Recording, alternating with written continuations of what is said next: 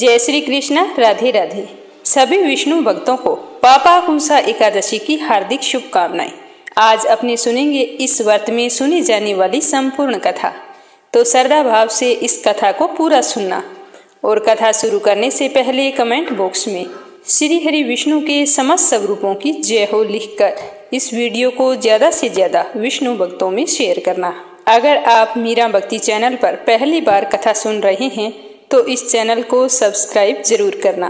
सबसे पहले सुनेंगे एक छोटी सी कहानी गणेश जी भगवान की। बोलो गणेश गजानन की जय हो। एक बूढ़ी माई थी, मिट्टी के गणेश जी की पूजा करती थी। वह रोजाना नया गणेश जी बनाती, पर वो कच्ची मिट्टी का होता है, रोजाना ही गल जाता। लेकिन फिर भी बूढ़ी माई ने पूजा करनी नहीं छोड़ी।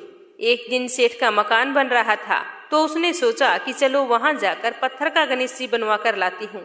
मैं रोजाना मिट्टी का बनाती हूँ, वो तो रोजाना ही गल जाता है। तो ऐसा सोचकर वह बूढ़ी माई सेठ का मकान बन रहा था वहां चली गई और वहां पर जाकर जो सेठ जी के मिस्त्री लगे थे उनसे जाकर बोली कि बेटा मुझे एक पत्थर का गणेश जी बना दो। मैं रोजाना गणेश जी की पूजा करती हूँ। मैं तो अपने हाथों से रोजाना मिट्टी का गणेश जी बनाती हूँ, वो रोजाना पानी के साथ बह जाता है। तो वो मिस्त्री बोले कि हे माई जितनी देर हम तुम्हारे गणेश जी का पत्थर गढ़ेंगे उतनी देर में तो अपनी दीवार बना लेंगे। ऐसे छोटे मोटे कामों के लिए हमारे पास समय नहीं है। तुम्हें दिखाई नहीं देता कि हम सेठ जी की कितनी बड़ी हवेली तैयार कर रहे हैं। तो यह सुनकर बुढ़िया तो निराश हो गई और उसे गुस्सा भी आ गया। तो उसने गुस्से में कहा कि भगवान करे तुम्हारी दीवार टेढ़ी हो जाए। तो वो दीवार जो बना रहे थे वो टेढ़ी हो गई। जब मिस्त्री ने देखा कि दीवार तो टेढ़ी है तो उन्होंने दीवार को ढा दी और दीवार बनाई, वो भी टेढ़ी हो गई। ऐसा करते करते सुबह से शाम हो गई। शाम को सेठ जी आए। उन्होंने कहा कि आज तुमने कुछ भी नहीं किया, एक दीवार बना रहे थे वो भी अभी तक नहीं बनाई है। तो वो कहने लगे कि क्या बताएं सेठ जी, आज एक बुढ़िया आई थी, वो कह रही थी कि मेरे पत्थर का गणेश जी गढ़ दो। तो हमने बनाया नहीं और वो जाते वक्त हमें कह गई कि तुम्हारी दीवार टेढ़ी हो जाए भगवान करे। तब से ये दीवार सीधी नहीं हो रही है। हमने ना जाने कितनी बार बना ली है पर यह सीधी नहीं बन रही है। तो सेठ जी ने सारी बात सुनकर बुढ़िया को बुलवाया।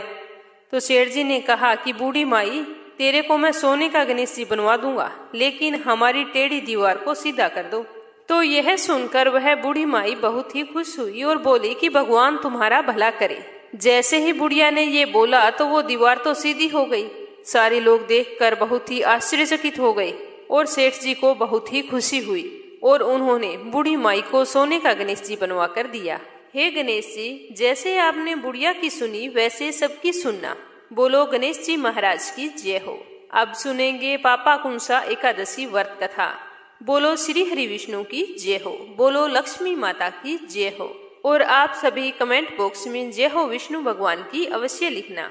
एक बार युधिष्ठिर कहने लगे कि हे जगदीश्वर, मैंने अश्विनी कृष्ण एकादशी अर्थात इंदिरा एकादशी का सविस्तार वर्णन सुना है।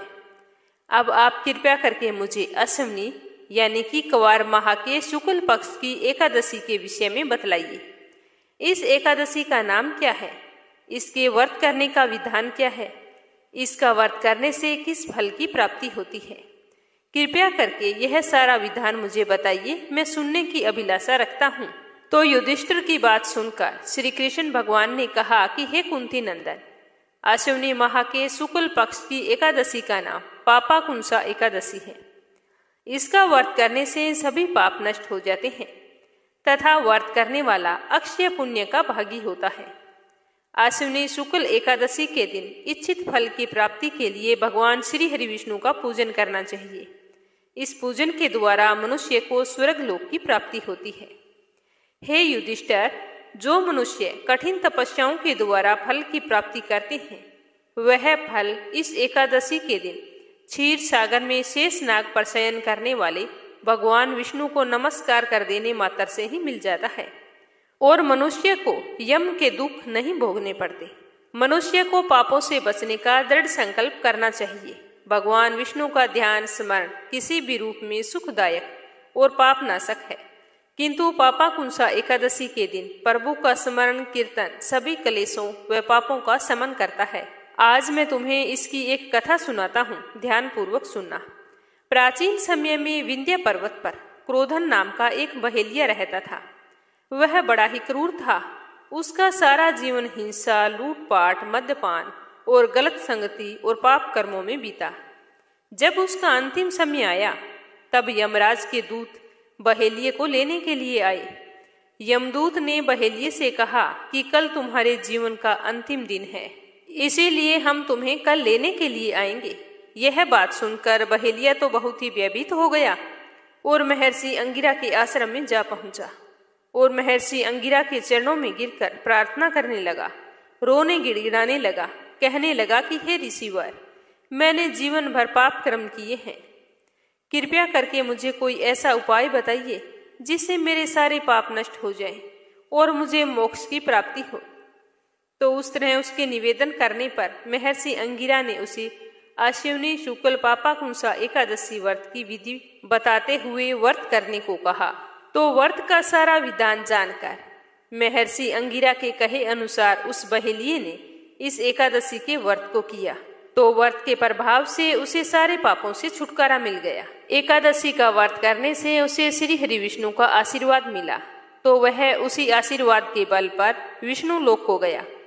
जब यमराज के यमदूतों ने इस चमत्कार को देखा तो वह बहेलिये को बिना लिए ही यमलोक वापस लौट गए। तो इस तरह बहेलिये ने एकादशी का व्रत करके उनके पुण्य प्रताप से अपने सारे पापों का अंत कर लिया। तो अब अपने सुनते हैं राजा अम्बरीश की कथा। प्राचीन समय में अम्बरीश नाम का एक धर्मात्मा राजा रहा करता था। उनके राज्य में बहुत ही सुख शांति थी। वह हर प्रकार की मोह माया से मुक्त थे। वो अधिकतर समय प्रभु भक्ति में लगाया करते थे। राजा अम्बरीश सोचते थे कि भौतिक सुख साधन सामग्री सब कुछ एक दिन नष्ट हो जाएगा, परंतु भगवान की भक्ति इस लोक में और परलोक में भी उनके साथ रहेगी। तो अम्बरीश की ऐसी सच्ची भावना देखकर विष्णु भगवान बहुत ही प्रसन्न हुए और अम्बरीश की सुरक्षा का काम अपने सुदर्शन चक्र को सौंप दिया। एक समय की बात है कि राजा अम्बरीश ने 1 वर्ष तक द्वादशी प्रधान व्रत रखने का नियम बनाया, यानी कि वो एकादशी का व्रत करते और द्वादशी को ब्राह्मणों को भोजन करवाते। उनको दान दक्षिणा देने के बाद में ही स्वयं अपने व्रत का पालन करते थे। इस तरह पूरा साल बीत गया। साल की अंतिम एकादशी थी। राजा अम्बरीश का व्रत था। द्वादशी पर उन्होंने पूरे विधि विधान से भगवान विष्णु की पूजा अर्चना की। महाअभिषेक की विधि सब प्रकार से की। सामग्री तथा संपत्ति से भगवान का अभिषेक किया तथा ब्राह्मणों को बुलाकर भोजन करवाया। खूब दान दक्षिणा दी। उसके बाद में ब्राह्मण देवों की आज्ञा से जब वो व्रत की समाप्ति पर पारण करने के लिए बैठे ही थे तो अचानक कहीं से महर्षि दुर्वासा ऋषि आ पधारे। अम्बरीश ने खड़े होकर उन्हें आदर से बैठाया और भोजन करने के लिए प्रार्थना की। तो ऋषि दुर्वासा ने कहा कि भूख तो बड़े जोरों की लगी है राजन, पर थोड़ी देर रुको, मैं नदी में स्नान करके आता हूँ, उसी के बाद में भोजन करूंगा। तो ऐसा कहकर ऋषि दुर्वासा स्नान करने के लिए चले गए। वहां जाकर स्नान ध्यान में इतना डूब गए कि उन्हें याद ही नहीं रहा कि अम्बरीश बिना उनको भोजन कराए अपने व्रत का पारण नहीं करेंगे। ऋषि दुर्वासा को गए हुए बहुत ही देर हो चुकी थी। द्वादशी तिथि समाप्त होने जा रही थी। द्वादशी के रहते पारण न करने से राजा का व्रत खंडित हो जाता, लेकिन राजा दुर्वासा ऋषि को भोजन कराए बिना पारण नहीं करना चाहते थे। इस विकट स्थिति के चलते अम्बरीश परेशान हो गए। तो ब्राह्मणों ने उन्हें परेशान देखकर कहा कि राजन, द्वादशी समाप्त होने में थोड़ा ही समय बचा है। आपको अपने व्रत का पारण द्वादशी तिथि के अंदर ही करना चाहिए। दुर्वासा ऋषि अभी तक आए नहीं हैं, इसीलिए आप ऐसा करो, केवल जल पीकर अपने व्रत का पारण कर लो। जल पीने से आपके व्रत का पारण भी हो जाएगा और भोजन करने का आपको दोष नहीं लगेगा। अगर द्वादशी तिथि समाप्त हो गई तो आपका व्रत खंडित हो जाएगा। आपके पूरे 1 साल के व्रत बेकार ही जाएंगे। तो शास्त्रों के विधान के अनुसार ब्राह्मणों की आज्ञा से राजा अम्बरीश ने अपने व्रत का पारण पानी पीकर कर लिया था। अभी वो जल पी ही रहे थे कि अचानक से दुर्वासा ऋषि वहां पर आ गए और दुर्वासा ऋषि ने देखा कि मुझे भोजन करवाए बिना ही अम्बरीश ने जल पीकर व्रत का पारण कर लिया है। तो उन्हें बहुत ही गुस्सा आ गया और उन्होंने क्रोध में श्राप देने के लिए हाथ उठाया ही था कि अम्बरीश ने विनयपूर्वक कहा कि हे ऋषिवर, द्वादशी समाप्त होने जा रही थी, आप आए नहीं थे। वर्ष भर का व्रत खंडित हो जाता, इसीलिए मैंने ब्राह्मणों के कहने पर सिर्फ जल ग्रहण किया है। जल के अलावा मैंने अभी तक कुछ भी ग्रहण नहीं किया। लेकिन दुर्वासा ऋषि का क्रोध शांत नहीं हुआ और उन्होंने अपनी जटा से एक बाल उखाड़कर जमीन पर पटक कर कहा कि लो, मुझे भोजन कराए बिना पारण कर लेने का फल भुगतो। इस बाल से पैदा होने वाली कृत्या अम्बरीश को खा जा।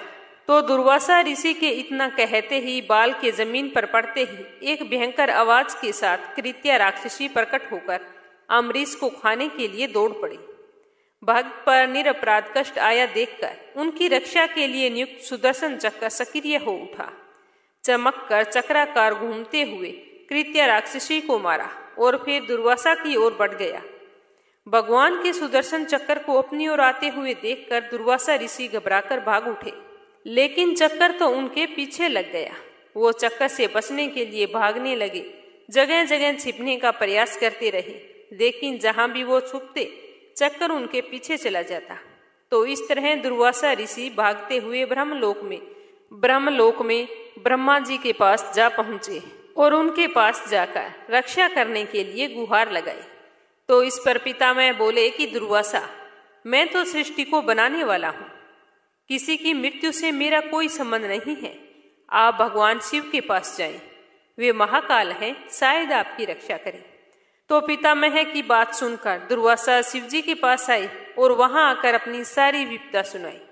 दुर्वासा की दशा सुनकर शिव जी मुस्कुरा दिए और बोले कि दुर्वासा, तुम सबको शाप देते हो, ऋषि होकर क्रोध करते हो। मैं इस चक्कर से तुम्हारी रक्षा नहीं कर सकता, क्योंकि यह विष्णु चक्कर है। इसीलिए तुम विष्णु भगवान के पास जाओ, वही चाहे तो अपने चक्कर को वापस कर सकते हैं। मैं तुम्हारी कोई मदद नहीं कर सकता। अब तो दुर्वासा ऋषि के जान पर आ बनी। वो भागे भागे भगवान श्री हरि विष्णु के पास जा पहुंचे। चक्कर भी वहां पर चक्कर लगाता हुआ जा पहुंचा। दुर्वासा ने विष्णु से अपने प्राण रक्षा की प्रार्थना की। तो विष्णु जी बोले कि दुर्वासा, तुमने तब से अब तक जितनी भी शक्ति प्राप्त की वह सब क्रोध तथा श्राप देने में नष्ट कर दी। छोटी सी बात पर नाराज होकर झट से श्राप दे देते हो। तुम तपस्वी हो, तपस्वी का गुण धर्म रक्षा करना होता है। तुम वही विचारो, अम्बरीश का क्या अपराध था? मैं तो अपने भक्तों के हृदय में सदैव रहता हूँ। अम्बरीश के प्राण पर संकट आया तो मेरे चक्कर ने उनकी रक्षा की। अब यह चक्कर तो मेरे हाथ से निकल चुका है, इसीलिए तुम ऐसा करो कि जिसकी रक्षा के लिए यह चक्कर तुम्हारे पीछे पीछे घूम रहा है, अब तुम उसी की शरण में जाओ। अब तुम्हें केवल अम्बरीश ही बचा सकता है। तो दुर्वासा ऋषि तो भागते भागते थक चुके थे, लेकिन भगवान विष्णु ने दुर्वासा को नहीं बचाया, बल्कि उपाय बता दिया। दुर्वासा ऋषि फिर उल्टे पांव भागे और राजा अम्बरीश के पास जा पहुंचे। अम्बरीश अब भी बिना अन्न ग्रहण किए हुए उनकी प्रतीक्षा कर रहे थे। दुर्वासा को देखते ही उनको प्रणाम करके बोले कि मुनिदेव, मैं कब से आपकी प्रतीक्षा कर रहा हूँ। आपकी प्रतीक्षा में बिना अन्न ग्रहण किए जल पिए यहीं पर खड़ा हूँ और आप कहीं पर चले गए। आप इस तरह भोजन को छोड़कर कहाँ चले गए थे? तो दुर्वासा ऋषि ने चक्कर की ओर इशारा करते हुए कहा कि अम्बरीश, पहले इससे मेरी जान बचाओ, यह मेरे पीछे पड़ा है। तीनों लोकों के किसी भी देव ने मेरी रक्षा नहीं की। अब सिर्फ तुम ही हो जो मेरी इस चक्कर से मेरे प्राण बचा सकते हो। तो राजा अम्बरीश हाथ जोड़कर बोले कि मुनिवर, आप अपना क्रोध शांत करें और मुझे क्षमा करें, तो भगवान विष्णु का यह चक्कर भी आपको क्षमा कर देगा। तो राजा अम्बरीश की बात सुनकर दुर्वासा ऋषि ने कहा कि जाओ, मैंने तुम्हें माफ किया, मुझे तुमसे कोई नाराजगी नहीं है। दुर्वासा के इतना कहते ही विष्णु चक्कर वहां से अंतर्ध्यान हो गया। इसीलिए कहा जाता है कि जो भी व्यक्ति सच्ची श्रद्धा से एकादशी का व्रत करता है, कथा सुनता है, पूजा पाठ करता है, तो उसकी रक्षा भगवान श्री हरि विष्णु स्वयं करते हैं। उन्हें अपने जीवन में किसी भी तरह का कष्ट नहीं भोगना पड़ता। वो अपने जीवन काल में सुखी और संपन्न रहते हैं। अपने जीवन के समस्त सुखों को भोगते हुए अंत में विष्णु लोक को जाते हैं। एकादशी के दिन भगवान श्री हरि विष्णु और भगवान श्री कृष्ण की पूजा करने का विधान है। इसीलिए जब हम एकादशी की व्रत कथा सुनते हैं तो साथ में एक कहानी श्री कृष्ण भगवान की अवश्य सुननी चाहिए। तो आइए सुनते हैं श्री कृष्ण जी की यह कथा। बोलो श्री कृष्ण भगवान की जय हो। भगवान श्री कृष्ण के परम भक्त मोर की कहानी। श्री कृष्ण भगवान को दुनिया में चाहने वाले अनगिनत प्राणी है। ऐसे ही अनगिनत लोगों में पशु पक्षी भी आते हैं। यह कहानी एक मोर की है। वह प्यारा सा मोर भगवान श्री कृष्ण का परम भक्त था। उस मोर को भगवान की भक्ति में ही लीन रहना बहुत ही अच्छा लगता था। एक दिन वह मोर उड़ता हुआ गोकुल पहुंच गया और जाकर श्री कृष्ण के घर के बाहर खड़ा हो गया। वह मोर श्री कृष्ण जी की एक झलक पाना चाहता था। वह श्री कृष्ण जी का आशीर्वाद भी पाना चाहता था। प्रत्येक दिन कृष्ण कन्हैया के घर के आगे जाता और एक ही भजन गाता, मेरा कोई न सहारा बिना तेरे, गोपाल सांवरिया मेरे, माँ बाप सांवरिया मेरे। अब तो हर दिन उसकी यह आदत बन गई थी। उसको कान्हा के घर के आगे जाकर बैठना। भगवान कृष्ण सारा दिन घर से बाहर आना जाना करते, लेकिन पता नहीं क्या हो जाता था कि वो मोर को नहीं देख पाते। मोर हर दिन भजन गाता, लेकिन श्री कृष्ण मानो जैसे उसके भजन को अनदेखा कर देते थे। अब तो वह मोर बहुत ही दुखी रहने लगा था। हमेशा वह यही सोचता रहता कि प्रभु मुझको अनदेखा क्यों कर रहे हैं। मैंने ऐसी कौन सी गलती कर दी है जिसके कारण भगवान मुझसे नाराज हैं। ऐसा करते करते पूरा 1 साल बीत गया, लेकिन अब भी श्री कृष्ण ने मोर के भजन पर कोई प्रतिक्रिया व्यक्त नहीं की थी। आखिर एक दिन मोर थक हार कर जोर जोर से रोने लगा। उसकी सिसकती हुई आवाज को किसी ने नहीं सुना। तभी वहां से एक मैना गुजर रही थी, तो उसने देखा कि मोर तो जोरों से रो रहा था। तो वह मोर के पास गई और पूछा कि क्या हुआ भाई, तुम रो क्यों रहे हो। तो मोर ने कहा कि मैं क्या बताऊं बहन, मैं तो बहुत ही दुखी हो गया हूँ। आज मुझे पूरा 1 साल हो गया है यहाँ आते हुए, लेकिन कृष्ण कन्हैया ने एक बार भी पलट कर मेरी तरफ नहीं देखा। पता नहीं मैंने ऐसी कौन सी गलती कर दी। तो मैना बोली, भाई तुमने कोई गलती नहीं की। मुझे पता है कि तुम दुखी हो। मुझे लगता है कि तुम्हारे दुख को राधा रानी ही दूर कर सकती है। तो चलो मैं तुम्हें राधा रानी के घर बरसाना ले चलती हूँ। फिर वह मोर और मैना बरसाना की ओर निकल पड़े। बरसाना पहुंचकर मोर और मैना राधा रानी के घर पहुंचे।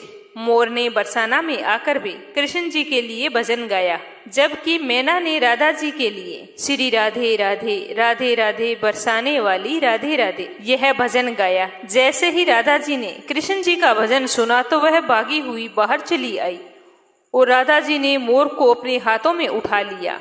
राधा जी मोर को सहलाते हुए प्यार करने लगी। फिर राधा रानी ने पूछा कि मोर, तुमने बहुत प्यारा भजन गाया है, तुम कहाँ रहते हो? मेरे घर के आगे आकर गाने का क्या मतलब है, मुझे बताओ। तो मोर बोला कि राधा रानी, मैं कृष्ण जी का भक्त हूँ। 1 साल से मैं कान्हा के भजन गा रहा हूँ, लेकिन उन्होंने मुझे एक बार भी नहीं देखा। यहाँ तक कि जब भी मुझे प्यास लगी तब उन्होंने मुझे पानी भी नहीं पिलाया। ऐसा कहते हुए मोर फिर से जोरों से रोने लगा। तो राधा रानी ने कहा कि प्यारे मोर, तुम रो मत। अगर तुम्हें श्री कृष्ण का आशीर्वाद चाहिए तो तुम ऐसा करो कि तुम श्री कृष्ण के भजन की जगह राधा रानी का भजन गाकर देखो। हो सकता है कि सुनकर श्री कृष्ण जी खुद ही चलकर तुम्हारे पास आ जाएं।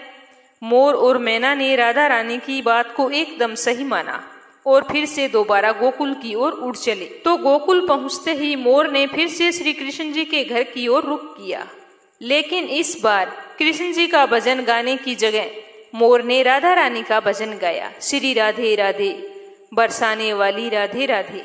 जैसे ही राधा रानी के नाम का भजन श्री कृष्ण के कानों में पड़ा तो श्री कृष्ण भगवान बाहर की ओर दौड़े चले आए और बाहर आते ही उन्होंने मोर को अपने हाथ में उठाया और प्यार से पूछा, प्यारे मोर, तुम कहाँ से आए हो? क्या तुम बरसाना गांव से आए हो जो राधा रानी का इतना प्यारा भजन गा रहे हो? तो मोर ने कहा कि हे भगवान, मैं तो गोकुल गांव से ही हूँ। पिछले 1 साल से आपके यहाँ आ रहा हूँ और मैं पिछले 1 साल से आपके यहाँ आपके नाम का भजन भी गा रहा हूँ, लेकिन आपने मेरी तरफ एक बार देखा तक नहीं। ये तो छोड़ो, आपने मुझे कभी पानी भी नहीं पिलाया। तो श्री कृष्ण भगवान ने कहा कि प्रिय मोर, तुम्हारी बात एकदम सही है। मैंने तुम्हें पानी तक का भी नहीं पूछा और इसके लिए मैं पाप का भागीदार हूँ। लेकिन तुम पुण्य आत्मा हो। तुमने सबसे बड़ा पुण्य का काम यह किया है कि तुमने राधा रानी का नाम लिया है। इसी पुण्य काम के लिए आज से हमेशा के लिए तुम मेरे दिल में बस गए हो। आज से तुम्हारा स्थान मेरे सिर पर होगा। यह कहकर कृष्ण कन्हैया ने मोर का गिरा हुआ एक पंख उठाया और उसे अपने मुकुट पर सजा लिया। बस उसी दिन से लेकर आज तक कृष्ण कन्हैया के माथे पर सदैव मोर पंख विराजमान रहता है और सभी मोर पंख को बहुत ही पवित्र मानते हैं। तुलसी माता की कहानी। एक ब्राह्मण था, वह सुबह सवेरे स्नान करके मंदिर जाता था। प्रतिदिन वहां पर तुलसी माता की पूजा करता था और तुलसी माता से यही प्रार्थना करता कि तुलसी महारानी मेरे भी यहाँ आनंद मंगल करना। बस इस तरह से कहकर वह पूजा करके वापस लौट आता। इस तरह पूजा करते करते ब्राह्मण को कई साल बीत गए। तो तुलसी माता ने सोचा कि यह ब्राह्मण तो बहुत ही सीधा है और गरीब भी है। मेरी प्रतिदिन पूजा करता है और मुझे कहता है कि मेरे घर कुछ आनंद मंगल करना, तो मुझे कुछ न कुछ करना चाहिए। तो एक दिन तुलसी महारानी एक कन्या का रूप धारण करके वहां पर बैठ गई। जैसे ही सुबह सुबह ब्राह्मण देवता पूजा पाठ करने के लिए आए और तुलसी माता की पूजा करके अपने घर को जाने लगे, तो वह बोली कि बाबा, मैं भी तुम्हारे साथ चलना चाहती हूँ। तो ब्राह्मण ने सोचा कि 6 लड़कियां तो मेरे पहले से हैं और 7 लड़कियों का मैं पालन पोषण कैसे करूँगा, लड़कियों की शादी कैसे कराऊंगा, मेरे पास तो कुछ भी नहीं है। यह सोचकर उसने उस लड़की से कुछ नहीं कहा और चुपचाप अपने घर लौट आया। दूसरे दिन जब ब्राह्मण फिर से मंदिर गया तो वह कन्या वहीं पर बैठी हुई मिली और ब्राह्मण पूजा करके आने लगा। तो वह बोली कि बाबा, मैं भी आपके साथ चलूं। तो वह ब्राह्मण कुछ भी नहीं बोला और सीधा अपने घर आ गया। लेकिन मन ही मन सोच सोच कर वह दुखी रहने लगा। चिंता के कारण उसका खाना पीना बिल्कुल ही कम हो गया। तो एक दिन उसकी पत्नी ने कहा कि स्वामी, क्या बात है, आजकल बहुत दुखी दुखी दिखाई देते हो, क्या सोचते रहते हो। तो वह ब्राह्मण अपनी पत्नी से बोला कि मैं मंदिर जाता हूँ तो वहां पर एक छोटी सी सुंदर सी कन्या बैठी है और वो कहती है कि बाबा, मैं भी आपके साथ चलूं। तो मैं उसे क्या जवाब दूं, मेरे पास तो कुछ भी नहीं है। तुम्हें तो पता है कि हम कितने गरीब हैं। 6 बेटियों का पालन पोषण तो हमसे होता नहीं है, तो 7वीं का कहाँ से करेंगे। मैं तो यही सोच सोच कर बहुत ही दुखी रहता हूँ कि उसे क्या जवाब दूं। अब तो मेरा मंदिर जाने से भी जी घबराता है। तो ब्राह्मण की बात सुनकर उसकी पत्नी बोली कि अरे, इसमें परेशान होने की क्या बात है, आ रही है तो आने दो। कल जब तुम मंदिर जाओ तो उस लड़की को अपने साथ ले आना, वो भी तो हमारी बेटी है। तो ब्राह्मण बोला कि भाग्यवान, हमें 6 बेटियों की शादी करनी है, तो 7वीं की शादी कहाँ से करवाएंगे। हम इतने गरीब हैं, हमारे पास खाने के लिए अनाज नहीं है, तो शादी कैसे करवाएंगे। तो ब्राह्मणी ने कहा कि ये कोई बात नहीं हुई, जब हम अपनी 6 बेटियों की शादी करवाएंगे तो वहीं 7वीं की भी करवा देंगे। अगर उसने हमारे घर जन्म लिया होता तो क्या हम उसे घर से निकाल देते। तुम मेरी बात मानो और कल उसे अपने साथ ले आना, मैं इंतजार कर रही हूँ। तो दूसरे दिन सुबह सवेरे स्नान करके जब ब्राह्मण मंदिर को गया और पूजा पाठ करके लौटने लगा तो उस कन्या ने कहा कि बाबा, मैं आपके साथ चलूं। तो ब्राह्मण बोला कि हाँ बेटा, चल। तो वह उसको लेकर घर आ गया। तो उसे देखकर उसकी माँ और उसकी 6 बहनें बहुत ही खुश हुई। वह अपनी बहनों के साथ बहुत ही खुश रहती थी और अपनी माँ का भी काम काज में हाथ बटाती थी। जब तुलसी माता कन्या के रूप में ब्राह्मण के घर आई तो उसी दिन से ब्राह्मण के तो भाग खुल गए। उसकी पंडिताई का काम बहुत ही अच्छे से चलने लगा। दूर दूर के गांव से उसे बुलावा आने लगा। दूर दूर के गांव में ब्राह्मण की खूब प्रशंसा होने लगी। ब्राह्मण के तो ठाठ हो गई, सुख सौभाग्य का वास हो गया, अन्न धन के भंडार भर गए। एक दिन ब्राह्मण ने अपनी पत्नी से कहा कि हमारी 7वीं बेटी तो बहुत ही भाग्यशाली है, उसके आने से हमारे तो भाग खुल गए हैं। तो ब्राह्मणी बोली कि आप बिल्कुल सच कह रहे हैं स्वामी, मैं भी आपसे एक बात कहना चाहती हूँ। हमारी 7 बेटियां विवाह योग्य हो गई हैं, अच्छे से घर वर तलाश करके उनकी शादी कर दीजिए। तो ब्राह्मण ने कहा कि यह तो तुम बिल्कुल ठीक कह रही हो। तो दूसरे दिन जब ब्राह्मण पूजा अर्चना करने के बाद में तैयार होकर कहीं जा रहे थे तो 7वीं बेटी ने कहा कि बाबा, आज तैयार होकर आप कहाँ जा रहे हैं। तो ब्राह्मण ने सारी बात बताई। तो वह बोली कि बाबा मुझे अभी शादी नहीं करवानी, मेरी बहनों की शादी कर दो। मैं उनकी शादी में नाचना चाहती हूँ और मेरी शादी बाद में करना। तो इस तरह से फिर उसकी 6 बहनों की अच्छे घर में शादी तय कर दी और तुलसी माता की कृपा से उनके घर में सारे जेवर, कपड़ा, खाना सब कुछ तैयार हो गया और उन सभी बहनों की अच्छी धूमधाम से शादी हुई और वो सभी अपने अपने ससुराल चली गई। अगले दिन ब्राह्मण सुबह सवेरे उठे तो देखा कि आंगन के बीचों बीच एक तुलसी का पौधा है। तो ब्राह्मण को देखकर यह बहुत ही आश्चर्य हुआ कि मेरे आंगन में तुलसी का पौधा कैसे आया। तो उसने जल्दी से ब्राह्मणी को उठाया और दोनों जैसे ही तुलसी के पौधे के पास गए तो उन्हें अपनी 7वीं बेटी का मुस्कुराता हुआ चेहरा उस तुलसी की पौधे में दिखाई दिया। तो यह देखकर दोनों की आंखों में खुशी के आंसू छलक आए और दोनों कहने लगे कि इतने दिनों तक हमारे साथ तुलसी माता स्वयं रही और हमें पता भी नहीं चला। फिर उसी दिन से ब्राह्मण और ब्राह्मणी स्नान करके पहले तुलसी माता की पूजा करते, पूजा करने के बाद में ही कोई दूसरा काम करते। हे तुलसी माता, जैसा आपने ब्राह्मण को दिया वैसा सबको देना, जैसा आनंद मंगल उनके घर में किया। समाप्त होते ही कमेंट बॉक्स में लक्ष्मीपति नारायण की जय हो जरूर लिखना। भगवान श्री हरि विष्णु आपकी सारी मनोकामनाएं पूर्ण करे। जय श्री कृष्णा, राधे राधे। बस मीरा भक्ति तो कर दी है तो